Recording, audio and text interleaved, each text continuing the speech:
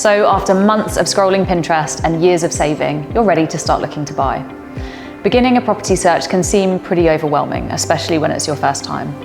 Let's run through the key things to look out for. First things first, how much can you afford? The last thing you want is to have your heart set on a particular house only to find out your budget doesn't quite stretch. Setting a budget can prevent disappointment later down the line, as you'll know when you look around properties that you can afford them. Using a mortgage calculator online will show you what you can afford in an instant. We've linked ours in the description below. When you do start viewing houses, you should also go armed with a MIP. This stands for Mortgage in Principle, which is a certificate that tells lenders how much you could afford to borrow for a house. This can make you a more attractive buyer to home sellers. In fact, some estate agents won't show you around the property without seeing a Mortgage in Principle. Once you've got your budget set out, the next thing to consider is where you want to live. House prices vary significantly in different parts of the country and even in different parts of the same city.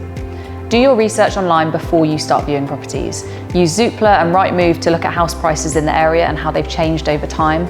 Check out the council's website to see if any regeneration projects are underway, what the schools are like in the area, and whether there are any transport improvements in the works. These things all have a significant impact on prices in the area.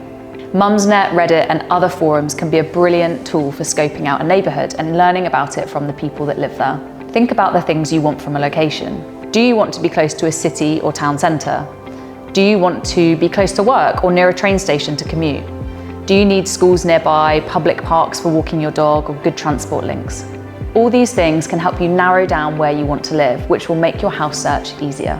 The next step is to think about what you want from a house. What are your non-negotiables? These should be the things you need, not the things you want from a house. And it can help you work out what you can't compromise on and what things are nice to have but not essential for you. For example, do you need a certain number of bedrooms? Maybe you need your new home to have parking, while having a garden would be a nice addition. You've got your budget, your location, and your house wish list, but now for the fun bit, house hunting. We've laid out our top tips for house viewings, so you know what to look out for. House viewings can be very quick, but you don't have to make a decision there and then. Don't feel hurried by estate agents and aim to spend 30 minutes or so inside the property. Buying a house is one of the biggest decisions you'll ever make, and you should really take time to fully consider if a house is right for you. If you're really interested, always arrange a second viewing and take someone along with you for a second opinion.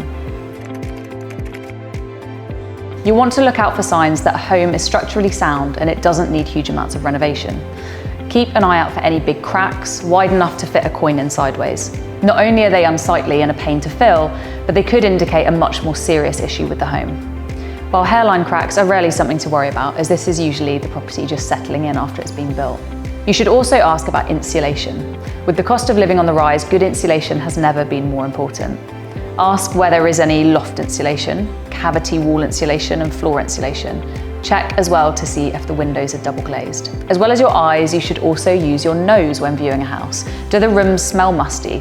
Are there dark or discoloured patches peeping out from behind the furniture? Can you see any moisture on the walls? These would be signs of damp, mould, or condensation. Lastly, take some time to look at the outside of the property.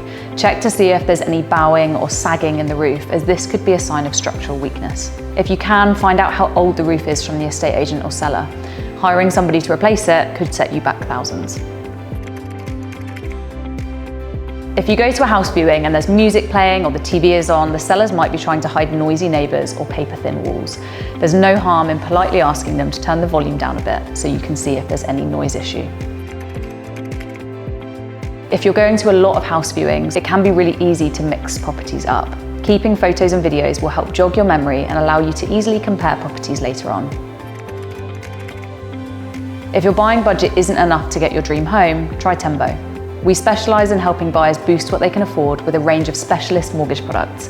In fact, on average, our customers boost their budgets by £82,000. To get started, create a free Tembo plan on our website. You'll get a personalised recommendation of all the buying schemes you're eligible for from over 100 lenders. Once you've picked a scheme, you can download a free Mortgage in Principle ready to take with you to those house viewings. Find out what you could afford with Tembo at tembomoney.com.